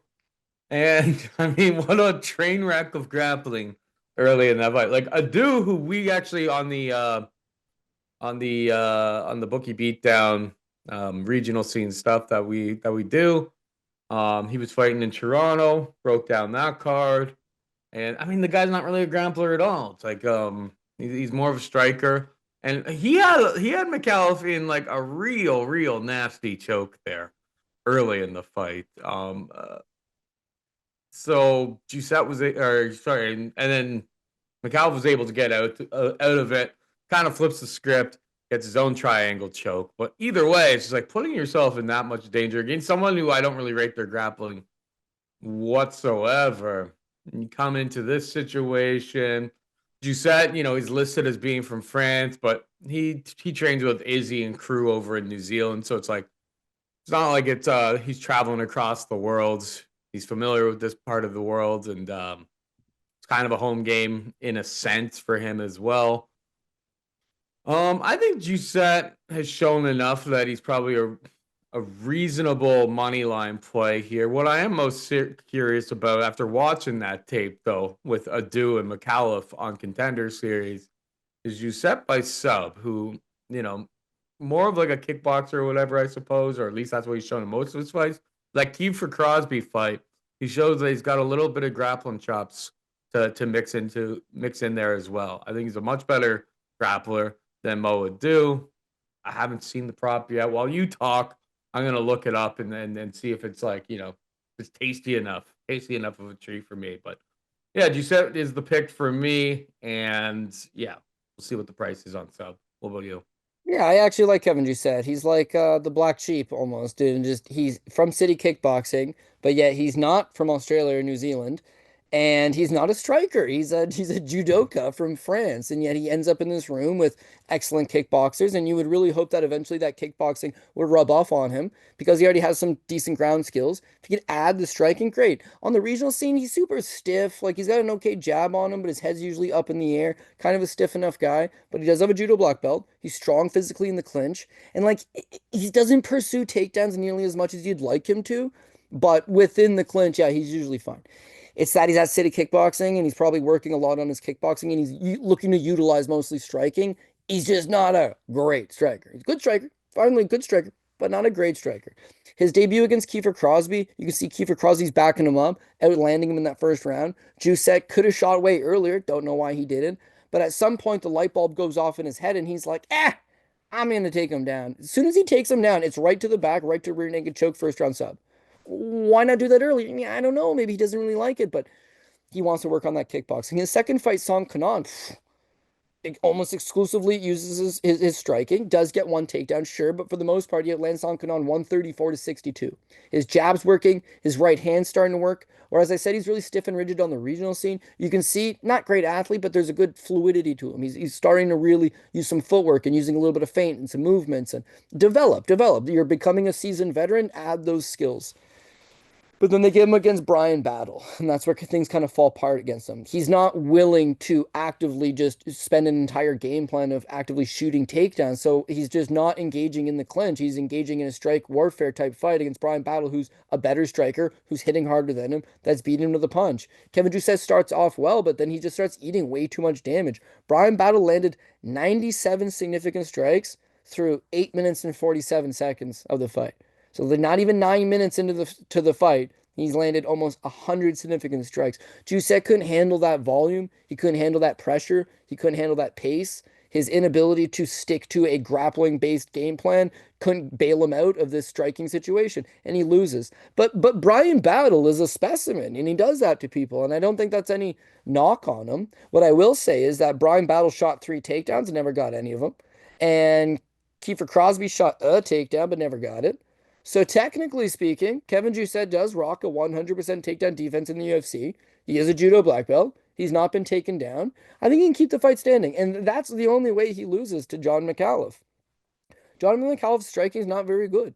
He's 25 years old and he's got less than 10 pro fights. The UFC does these guys a great disservice by bringing him on the Contender Series. But just like Paul mentioned, he gets Muhammad Otto. Now, Muhammad Otto is also like 25 years old. He's got a 5-1 record. He was 5-0 at the time, less than 10 pro fights.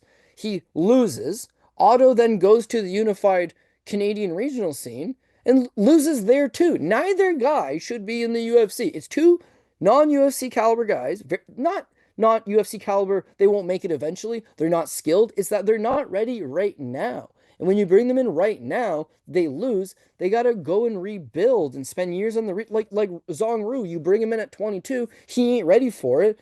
Then he spends 3 years on the regional scene racking up wins so you can bring him back. Like, just let these guys mature. Let them win an LFA title. Let them go fight for somebody notable. Let them get a notable victory. Let them beat a bona fide UFC veteran who's been released. Earn their way.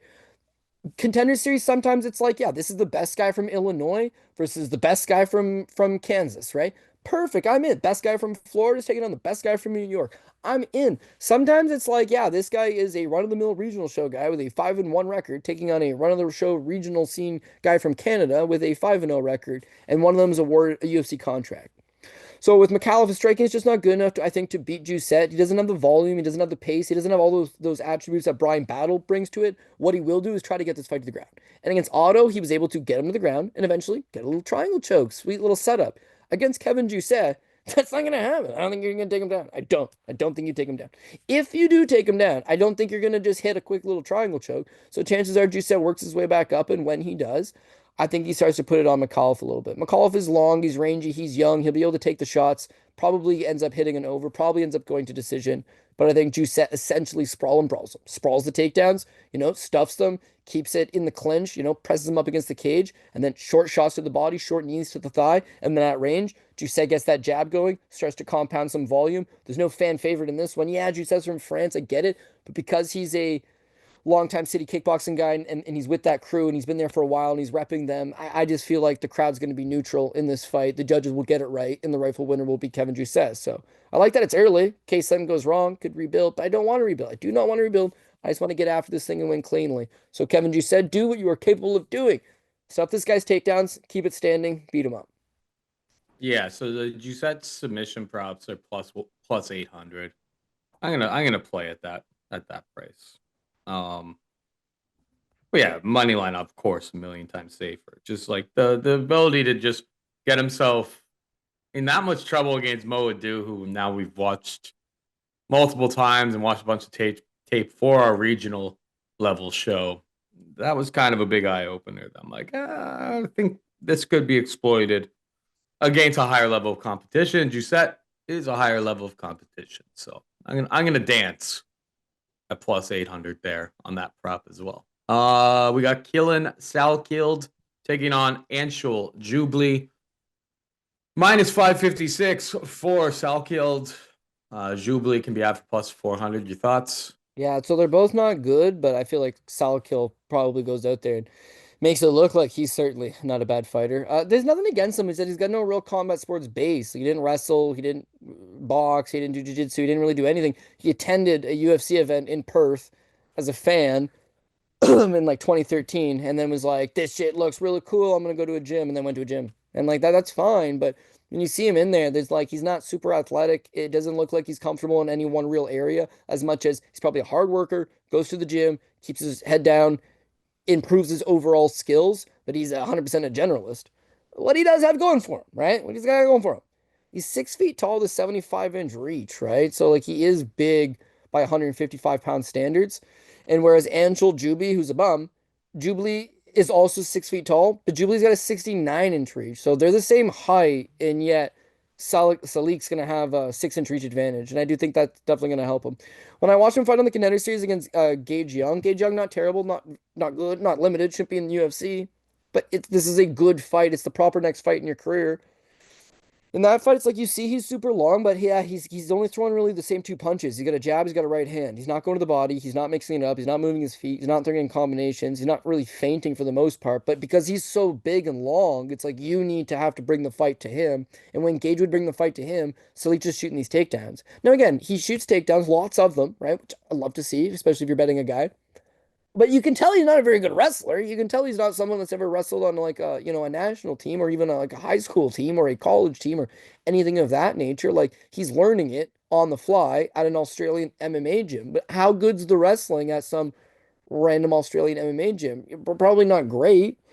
Australia's not exactly like a powerhouse for wrestling. So against Gage Young, he got 9 takedowns. You cannot take that away from him. But he got 9 takedowns on 22 attempts, right? I feel like that's if they gave him someone that was, a little bit higher up than this, I'm picking against him flat out. But in this specific matchup, that's going to be more than enough to get the job done. But in terms of Quinlan Salik's like long-term prospects? Like, I don't know. It's possible because he's still young in his career and he's still young age-wise. Like, it's possible that he's going to fight 4, 5, 6 more times against reasonable competition in the UFC and build his way up. I don't really think he's all that good. And Anshul Jubilee, he like really is not good. I mean, I don't mean to say this in like a negative way, right? But when you look at places like where do you want to train? You want to train the best places in the world. The best places would be Russia produces world-class guys. They got world-class gyms there. Brazil produces world-class guys. There's world-class gyms there. America produces world-class guys. There's world-class gyms there. Then there's other countries like Australia, like Canada, like France, like Germany, where there's good guys and there's good gyms. At some point, if you want to get to the next level, you might have to go to those bigger spots, but you can get very good quality work right where you're at. Spain, Poland, you could stay right there and get real good quality work. India produces no MMA fighters. In fact, I think there's maybe 2 or 3 guys ever that have fought in the UFC from India. They've all lost. Arjan Bular, people will say, well, he's from India.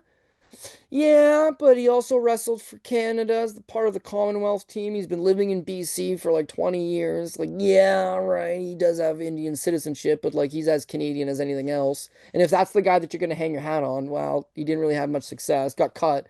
Won a few fights, got cut because he had just an unbelievably boring style. Point being is that there's 1 billion people in India. Billion. And then when you watch the Olympics every year, India is the lowest scoring country out of all of them. In fact, it's like a tie. India and Grenada. But Grenada's got like 100,000 people there. India has 1 billion people. Now, they do run the world in many areas, but sport, well, unless it's cricket or something of that nature, sporting, yeah, is not one of them. So Jubilee could come from India. That's not the problem, but he'd have to go somewhere to improve his skills, to level up, to get to that next level, in which he has not. He stayed in India, Soma Fight Team, hanging out, doing his regular run-of-the-mill stuff. He doesn't throw in combinations. What he does do is, because he is 6 feet tall, even though he's got a shorter reach, is that when you step in on him, he will plant a right hand on you. But that's about it. Little jab, little right hand. Bad athlete, bad footwork, no head movement, bad gas tank. And that's what exposed him. Against Kyung Po Kim on road to UFC, he got taken down 4 times and got outlanded 100 significant strikes landed on him in the 4 takedowns, but squeaked out a split decision. Bad fight, bad performance, but he got the win. Against Jake Jekisereki's 5'6". This guy's 6 feet tall, right? Jekka tries to step in on him, and he gets intercepted. Nice little win for Jubilee. UFC debut, Mike Breeden. He outstrikes Breeden for the first 2 rounds off nothing more than Breeden always comes in on straight lines. He doesn't cut angles. He doesn't step off and then fire something from somewhere else. It's just mostly just linear, straight down the pipe. So the first 2 rounds, Jubilee just takes one step back, plants the right hand. One step back, plants the right hand. Third round, Breeden's down 2. Breeden just starts barking at him and marching forward. And for the record, Breeden doesn't go balls to the walls. Breeden just starts barking at him and marching forward. And then every punch he throws lands. Jubilee's got bad reactionary skills, bad reactionary takedowns, not physically strong. Cardio's awful. Chin's not all that good. He's 30 years old, so his potential to, improve exponentially is probably not there. And the fact that he did not leave his home country to get better training certainly means he's probably not going to get all that better skill wise. So Quinlan's the same height, but the 6 inch reach advantage will allow that when they're fighting, just stepping back and planting a right hand not going to work, right? Because Quinlan's going to be landing first with the jab with the right hand. But eventually Jubilee's going to step forward himself, figuring out I got to cut through the distance. And when he does, Quinlan takes him down. If you shoot 22 takedowns on the Contender Series against Gage Young, took him down 9 times. If you shot that same 22 takedowns on Jubilee, you might get 15 of them, right? So his ability to win the fight on the feet and on the ground and potentially have better cardio, all good stuff. But he's minus 650, and he's not that good. I'm fading the shit out of his opponent, but I'm not fading the shit out of his opponent saying, this Salik kid, he looks good. He does not look good. He looks mediocre. It's that Jubilee does really not look good. So you're fading a bad fighter with a mediocre fighter, and that sometimes won't work for you. But I'm hoping in this case it does, and Quinlan can go out there and get the quick W. Yeah, Quillen, if you play like DFS, probably a great play. I mean, on Contender Series, he got 9 takedowns. Taking on a guy, can't really wrestle. Grapplers always score really well in those type of formats. And with all the, star power, well-known names, maybe, everyone's so sharp in those streets these days. maybe in theory, this guy becomes a little bit underowned, even though he's the biggest favorite on the card. Maybe not the worst play if you play in those streets. I rarely ever talk about that stuff anymore, but I did for that fight because I'm like, people probably will. He'll be the most expensive guy, and people are like, I want to fit in all these other guys, but whatever. Finally, we got Young Sung Park taking on the Alphabet, minus 222 for Park, plus 185 for the Alphabet. Your thoughts here?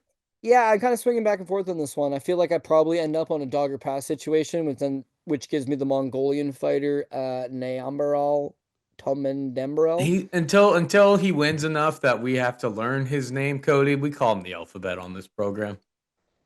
Yeah, that's true, but I also feel like I don't want to disrespect the guy just because he had a different culture than me. Like I wish I knew smoother how to say his name, but Niamgral, we're just gonna go with that. Last name, screw it. He's like Prince now. He's got one name. It's Niamgral. Yeah, like he Sounds probably should be almost. a little bit better than he is, but like man, he's just really not that good. When you see him on, I guess he did the road to the UFC as well. These are the most notable ones that were not so good for him. Okay, so he fights Top Noi Kurwam in his first fight, right? On road to the UFC. Top one Kurnam, Thai fighter who has no grappling and smokes a pack of cigs a day.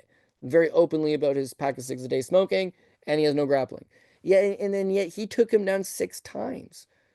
So it's like, okay, well, Yangerol has no grappling, but that's not the case. Is that he's like, he has a bunch of Mongolian sambo, but beyond that is that he's a judo black belt and he's a former national team member for Mongolia in judo. Like, the guy does know how to grapple, and yet he just gives up the bummest takedowns.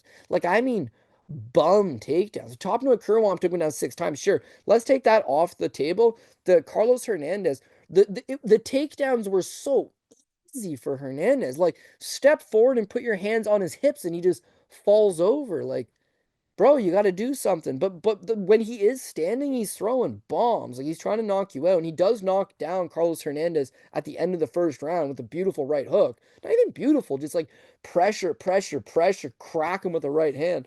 But the second round, he's getting taken down. He gives up his back. The third round, he's dog walking Hernandez and doing much better. He did get taken down 4 times, sure, but it's 4 times on 14 attempts. So like he does stuff a bunch of them.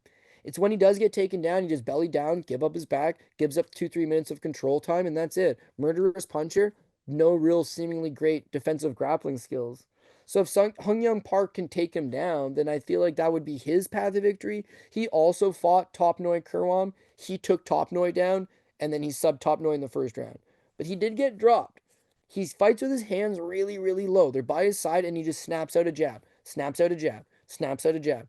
He's not sitting down on his punches, but his hands are low, waiting for the takedown, and he can snap out that jab. His fight with Shannon Ross, you know Shannon Ross, Paul. Shannon Ross can't take a punch. Shannon Ross, so chinny. He lost his UFC debut. He lost on the Contender Series to Vinicius Salvador, who knocked him down 3 times. His UFC debut against Clayton Rodriguez, he got knocked down in 59 seconds. His second fight against Jesus Aguilar, he got knocked down in 17 seconds. Jesus Aguilar, important to note, had never knocked out an opponent in his professional MMA fight ever. Yet he knocked out Shannon Ross in 17 seconds. And you sat here on this very program You and said he wouldn't bet Shannon Ross, and I was just like, how? because Jesus has never How? knocked out anybody, and yet he Oh. literally threw a punch, and the wind that came off of the punch, the wind was enough to touch Shannon Ross in the chin and fold him over. That Shannon Ross has had zero success. Didn't look that bad against Sung Young Park, I'll admit. First round, Sung Young Park drops him, doesn't knock him out, which everybody else does. Shannon Ross gets back up, and then it's an okay round. The second round, Shannon Ross is putting it on him. Like, he takes all of his punches, he's backing him up, he's out landing him in the second round, he's winning the second round, and then Park hits him to the body. It's not even a chin shot that knocks him out, it's a body shot that causes him to curl over, knee through up the middle, and then all of a sudden the referee stops it. But he was in like a very competitive and tightly contested fight with Shannon Ross, who was taking for the majority of his best punches and doing fine. Like, I can't really get behind that. When I look at Namgiral, he's going to back him up. He's going to be throwing the heavier punches. It's up to you to take him down. But with Park, is that he's never taken an opponent down so far more than one time. Yeah, on the regional scene back in the day, he has, sure. I'm just saying on the road to Contender Series, it's 1, 1, 1, And against Shannon Ross, he went 0 for 1 on his only takedown attempt he did not get. So all I'm getting at is if he doesn't have the actual grappling to stick to that exact same game plan, because And the that's the fight's way to beat close. Youngrel. If he doesn't do that, then you're going to get a lot more striking exchanges. I got power with Youngrel. I've got just the overall aggression. Neither guy's on any type of home turf, so hopefully it's not going to be a wonky ass decision. But for the plus money, yeah, I think I'm going to either get a late stoppage on a knockout or I can win 2 of the 3 rounds. The main thing is that Park hopefully doesn't come in as a chain wrestler of sorts. Hopefully he shoots a few, maybe gets one, doesn't stick to that as a game plan, plays my game plan, which is stand in front of me, and I can get a knockout with a Niam girl, Tuyem Dembarel. But yeah, confidence not super high, but it's a dog play that I don't mind. Total dog or pass, name of the show. That's this type of fight. I will take the underdog. Yeah, it doesn't sound too crazy to me. It's probably a pass for me, but I'll side with you on the dog. Um, yeah, quick plays that I have. I mean, the only one I've actually bet at the time of this recording is Teixeira money line. Gonna be kind of interested. We'll see what the price is. That's like the one fight that doesn't have all the props kind of listed this early in the week. Teixeira sub could be sneaky. We'll see. We'll see what it gets priced as. Gabriel Santos by submission, on the lookout for that as well. Bellato and Crute under 1 or under 2.5, and fight doesn't go to decision. I like that as a like kind of a pillar of my parlays. Borshchev money line, Borshchev KO. I mean, probably just stick to the money line at like -130 as opposed to the KO at +120. Prado and Prado KO are shots that I'm looking at. Haven't found the KO prop. Obviously, it's way too early in the week. If you want props and stuff like that from us, link in the description for Bookie Beatdown. We do an extra show after the weigh-ins, give you all of our props that we're isolating, looking for. We're right before Saturday, so Friday afternoon that drops. You kind of know exactly where we are over the course of the week. And then your boy Cody Steele, I think, is a pretty decent parlay leg on the money line, and Steele sub, I see it like +350. That may not be a terrible look too. You know me, I like a lot of finishes and stuff. But hit them with the PRP codes. Yeah, we got a couple even money picks, but we got some underdogs as well. So we're gonna go with Sean Strickland in the main event. Underdog, don't love it, but I will take Sean Strickland as the underdog. Tatiana Suarez is kind of near even money. Talisson Teixeira is the favorite, but it's not ridiculous. Jimmy Crute will be officially dog number 2. Francisco Prado, dog number 3. I can see going Jack Jenkins, but I am going to take Gabriel Santos as well. Viecheslav Borshchev is close to even money. Wang Cong, everybody Wang Cong tonight. That did not work out last time, so super watch out on that. Aleksandre Topuria, I suppose, very narrative driven. Cody Steele, again, man, I'm going to look at it again. Like, I don't know why I'm gravitating so hard on it, but I like Cody Steele. I've always liked Cody Steele. I like his style, and this is a great matchup against Rong Zhu. So sign me up. Kevin Jousset should be able to get the win. Quinlan Salikt and Jundon Bear. I'm just so bad. I feel so The bad trying to alphabet. pronounce it. Eventually we'll fit. We're not being disrespectful. Eventually we'll figure it out. Eventually we'll figure it out. Well, it's like Joanna and Jacek. I remember when It she took a fought, while. and It then took they a do the while. post-fight interview, and they're like Joanna, Young Ginger, and then Jacek. yeah, and then she flat out was like, just call me Joanna Champion. You don't know my last name, but I'm gonna win the champion, and you'll know me as Joanna Champion. And then then we as all soon as learned it. And then the whole world knows it. It doesn't matter how crazy it is. Eventually, people will know your name. But you're right. Up until you kill a few guys and establish yourself, probably You're going to the be alphabet. yeah. Well, yeah.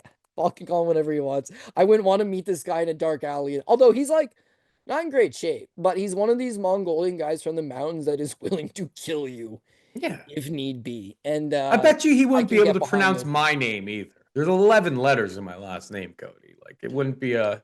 If he wanted to call me the alphabet, I wouldn't be mad. Be like Paul Shug H Nis E. And you'd be like, yeah, sounds about right. So yeah, no, you're not wrong, man. You're not wrong. I'm sure he wouldn't be offended from it.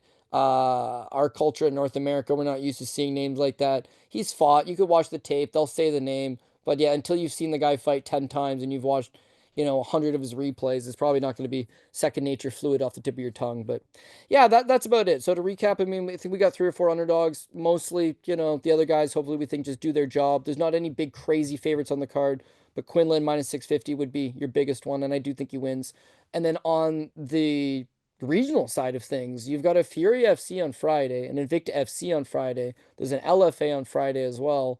There's a one championship, could be the Friday, might be the Saturday. And then there's a Uriah Faber A1 combat, which just take Nick Maximov. How does he lose that fight? Impossible. But what I'm getting at is there's lots of good MMA action on this weekend. So I'm excited to talk about it on Breaking Down the Bees, or, the regional rundown, or whatever you want to call it. We're breaking down best of the rest. I think that was probably the name that's going to stick. But that'll be shot tomorrow. For now, those are just UFC plays. So we appreciate everybody. Even if you're not on Patreon, just appreciate the support as always. You tuning in, you watching the show, you enjoying it. For the guys that have gone that extra step and signed up on Patreon and joined in the Discord channel, again, very appreciate the support. We're growing a cool little community over there. And my man Paul Shaughnessy back from Costa Rica finally, so he could focus on getting back to business. Niam Jargol, Tumen Denborough. I mean, I could say that, but the alphabet is way more fun. That is it for us this week. Hope you enjoyed the show. For Kody Saftig and producer Jared, I'm Paul Shaughnessy saying goodbye and good luck.